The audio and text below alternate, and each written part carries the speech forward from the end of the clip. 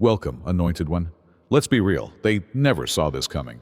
You were never supposed to survive, let alone flourish. They had already written the ending to your story before the second chapter had even begun.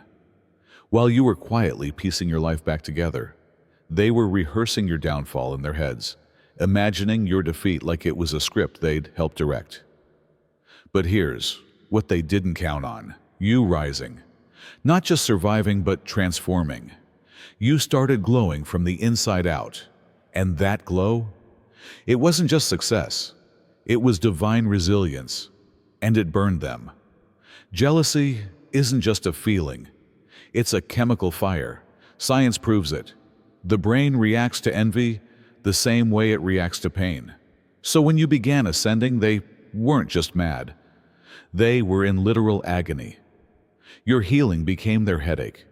Your elevation, their collapse. They tried to control you because closure would have meant admitting they were wrong.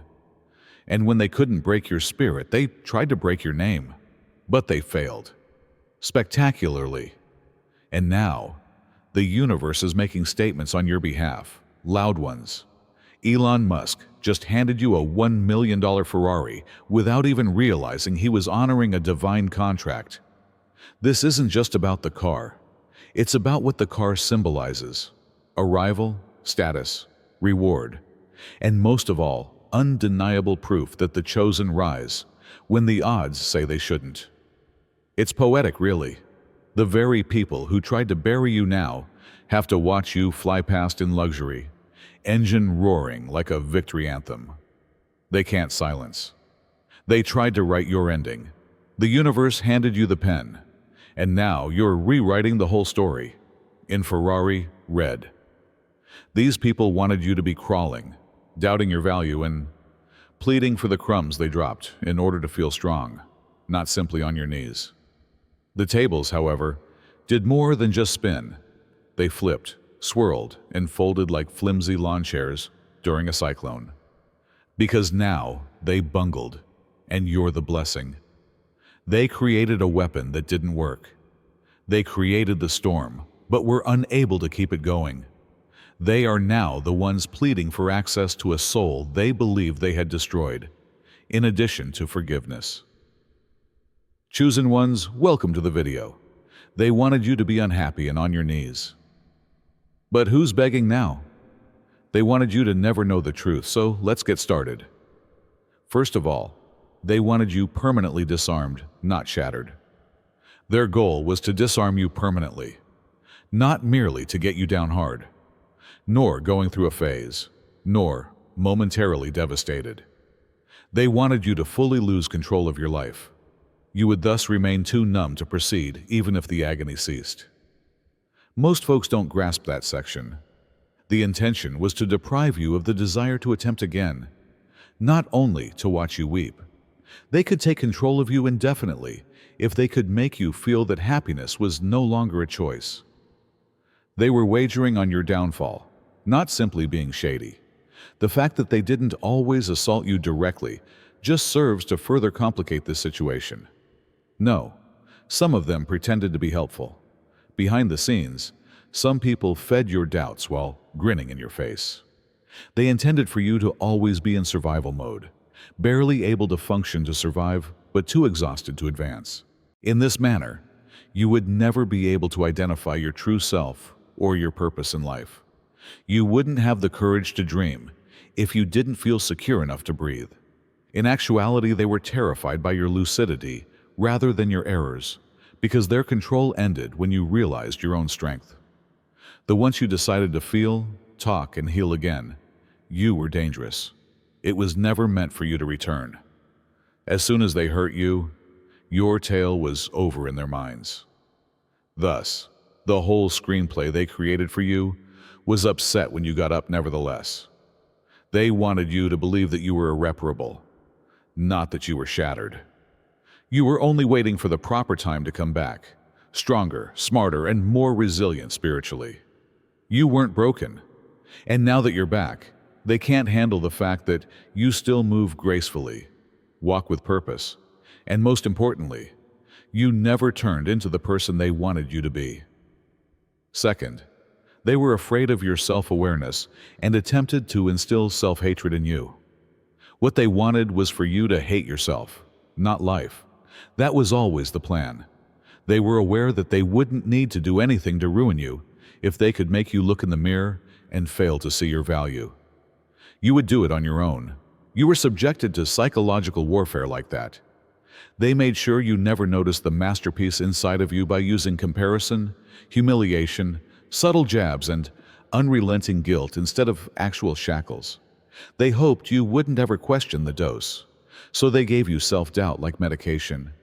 It was so silent that it was so dangerous. It wasn't always aggressive or noisy. It sometimes came from those who gave the impression that they cared. Individuals that undermined your confidence while just being honest. They didn't come to your aid when you were at your lowest, but rather to remind you that you had fallen. And they felt more powerful the more they saw you shrink. They wanted you to think you were weak, but in reality, they weren't powerful. However, they were most afraid that you might wake up. They were afraid you would begin to inquire. Dig into your origins. Finally understand that you were never broken, just buried. By beginning to unlearn the falsehoods, they spoon-fed you. Because their impact fades as soon as you start to realize who you really are. Their strength simply served to confuse you. Their deception began to unravel as soon as you had a clearer vision. Because that's when your energy changes. They were afraid of your self-awareness. At that point, you begin to move with purpose and cease seeking approval. At that point, your presence becomes disruptive rather than passive. You just needed to understand yourself. You didn't have to battle them. And when you did, they lost control. In actuality, believing in yourself again was the riskiest thing you could have ever done. Third, they turned your anguish into entertainment by making fun of your suffering. The plot now revolves on your recovery. They found amusement in your suffering rather than just watching it. To them, your suffering was a spectacle. They were laughing at your breakdowns, chatting about your mistakes, and whispering about your troubles, as if they were interesting news, rather than a human person collapsing under stress, while you were going through actual misery. They saw you as a show rather than a human being. They were so completely gone. No more empathy. There is no compassion. Since it made them feel better about how empty they were inside, they enjoyed seeing you lose everything. Some of them even attempted to push you farther below. Let's face it. Small, insignificant, toxic acts, such as rejecting your calls when they knew you were in dire need of assistance, instead than overt ones. Spreading gossip while they were aware that your name was already being disparaged.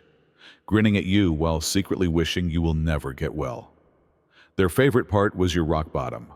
However, they were unprepared for what transpired next. Not only did you survive, but you also began to heal, in secret, slowly, and silently. The same individuals who made fun of your suffering are now seeing you're leveling up. They're being eaten alive by it. Your recovery serves as a public reminder of everything they claimed you would never be, not simply a personal victory.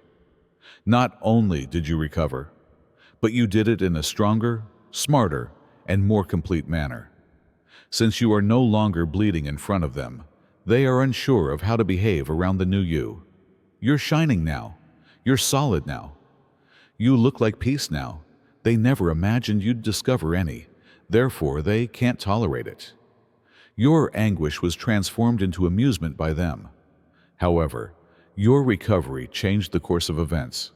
They are now the uneasy audience forced to see a tale they believed they were in control of take an unexpected turn. What's the greatest part? You're just becoming the person you were always supposed to be. You're not acting. Fourth, they stole your blueprint and hoped for your destruction. They were taking notes with one hand and hoping for your failure with the other. They don't want to acknowledge that element. They spoke about you as if you were unimportant. However, they were attempting to pass for you behind closed doors. Your concepts were plagiarized, your mannerisms were mimicked, and your core was examined, repackaged, and shoddily reproduced. They want your spirit's fruit without having to pay the cost of cultivating it. They made fun of your strangeness, uniqueness, and worldview before trying to imitate the exact thing they were making fun of. The fact that it came so easily to you infuriated them. You just were. You didn't strive to be profound, cold, or strong. Under the guise of phony support, it is what caused them to get angry. Because they couldn't replicate your frequency, no matter how hard they tried to wear your skin. You can't buy it online, produce it in a lab, or Google it. It is soul level, it has been allocated. And everyone who has based their identity on fads and borrowed characters is exposed by that type of genuineness. They attempted to silence you for that reason. They attempted to degrade you, isolate you, and get you to doubt your sanity because of this. It's not that you were off, but rather that you were on in a manner that defied explanation. And they attempted to outdo you with mimicry when they were unable to match you with originality. The problem is that replicas always become weary. Since what's true flows from divine timing rather than frenzied effort, they are now worn out and always pursuing a version of you that they will never catch. You were more than simply their goal. You were the model, the benchmark, and the unseen force that shaped their whole brand. And because you were just living and never acting, they are suddenly unable to keep up. You have already advanced to the next level while others are still attempting to figure out your formula, and they're going crazy because of it. Number 5, your energy exposed their deception. So even when you were quiet, they dreaded your presence. Not because you did anything wrong, but because you were strong without having to act. They couldn't bear to be around you.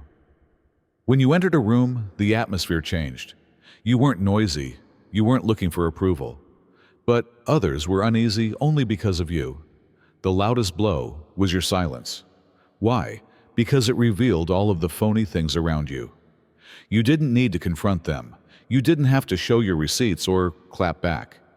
The exposure was your very presence. In a world full of actors, you were real, and those who have based their whole identity on applause are at risk from that type of energy. Your depth was greater than theirs. They attempted to cast doubt on your worth. They said you were off, too quiet, and difficult to read. They were convicted nevertheless, and they knew it in their hearts. Because the presence of someone who has been lying to themselves for a long time becomes intolerable. Without intending to, you caused their masks to itch. Their pandemonium was exposed by your composure. Their tactics seemed clumsy because of your honesty. They couldn't escape you, but you were the spiritual mirror they didn't ask for. They disliked you for no apparent reason because of this. They attempted to isolate you, picked on you, and spread rumors about you because of this. It was all shadow to cover up terror. Because individuals in their environment demonstrate their authority via influence, loudness, and control. They were even more irritated when they were unable to figure you out. However, you, unfazed and unperturbed, you were a silent storm. Furthermore, one cannot purchase that type of groundedness or force. You have to earn it alone.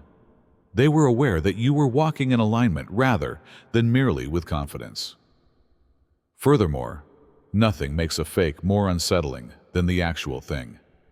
They won't ever forget how you accomplished it without saying a word. You didn't make them insecure.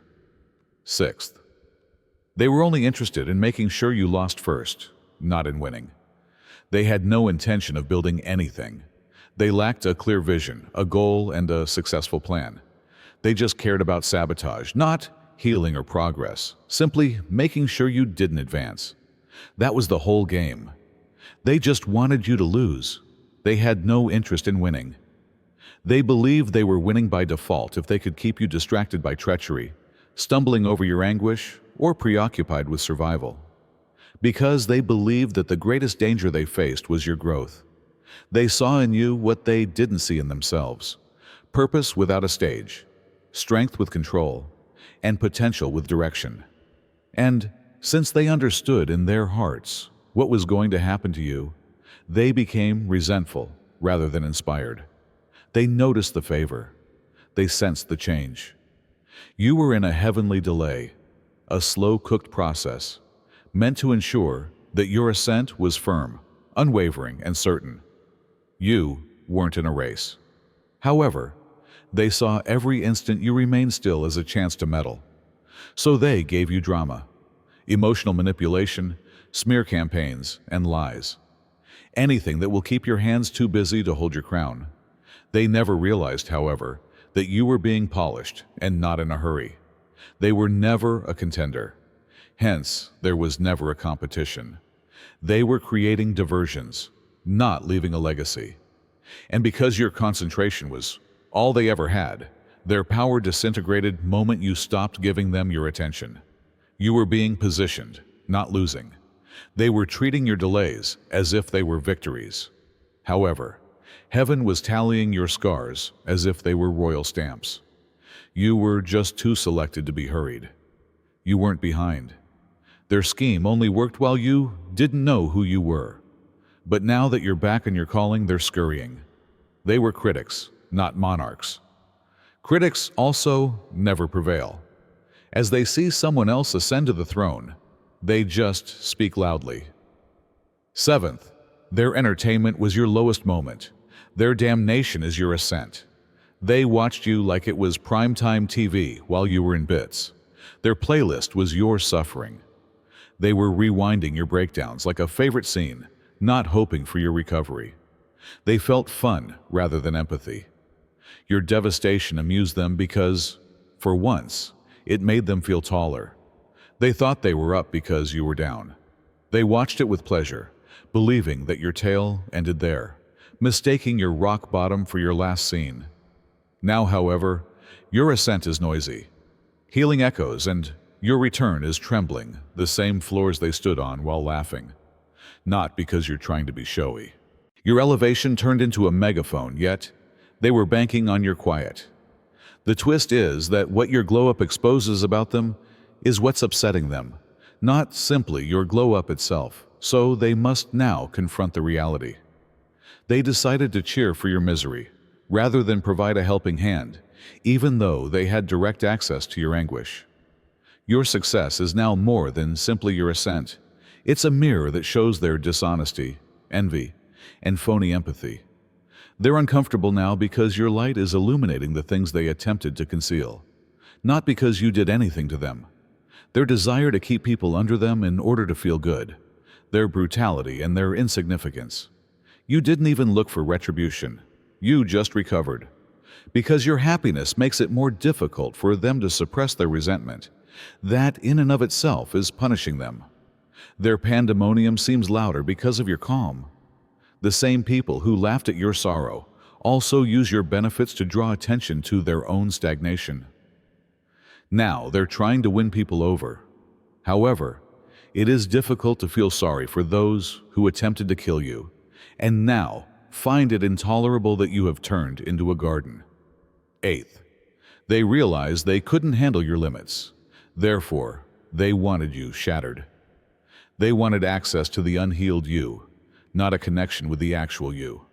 The you that questioned everything, over-explained, and ignored things in order to maintain harmony. They found that version handy. Lying to someone who was unable to believe their own instincts was simple. It was simple to accept from someone who felt bad about refusing. They needed you shattered, not just preferred it, because the game was finished the instant you were solid, clear, and spiritually anchored. They were looking for leverage, not affection, and your suffering provided them with it. They used uncertainty as a leash, pulled on your emotions just enough to keep you pursuing their approval, and controlled the narrative as long as you were questioning yourself. They might make you feel too needy, too sensitive, or too much. But recovery, the flaw in their method, was healing. Because you began establishing limits when you regained your sense of value. Furthermore, setting limits is a narcissist's greatest nightmare. They don't know how to approach you now that you've recovered. The guilt trips are unsuccessful. The passive-aggressive jabs are immediately repelled. They're going crazy because the outdated strategies are no longer effective. You distance yourself from their turmoil, and no longer even contemplate it. They were never ready for it either. They were wagering that you would remain in that emotional rut forever. They didn't anticipate that you would develop standards, teeth, and spine. The door they once walked through as if they owned it, it's gone, not simply locked. They've been removed from your tranquility, denied access to your energy, and denied the privilege they formerly misused as if it were their natural right. And what's the actual hurt for them? You weren't angry when you slammed the door. They are unable to locate the new location, and you have outgrown the whole home. 9. They didn't want you to develop because your progress would show how stagnant they were. They were silently freaking out at your success, not applauding it. Your development was always about what your evolution would show about them, not simply about you going ahead. Because the higher you went, the more evident it was that they had been standing still for years, claiming success while wearing cologne-like phony confidence. Not because they hated you, but because your growth would draw attention to all the things about them that remained little, lazy, resentful, or false. They didn't ask for the attention your progress brought. They began to distract you with trivial disputes, fabricated drama, emotional manipulation masquerading as care, or anything else that would divert your attention from your recovery, your work, or your progress. This is what stagnation always does when it feels threatened. They understood deep down that they couldn't compete with you, and instead of rising with you, they attempted to keep you stuck in the same cycle from which you were struggling to get out. They wanted you to be psychologically, emotionally, and spiritually spent. They maintained control by taking advantage of your disarray. But you started, intentionally, softly. You began to remove the persona they were at ease with day by day. The you that could put up with crumbs. The one who was afraid of outgrowing others. The version of you who minimized oneself to avoid making others feel uneasy. Something stronger replaced that form when it died. They can't take the fact that you've changed into someone your former self would hardly recognize. Clearer, sharper, and unapologetic. Even if you're not in competition, you're still more visible than they are.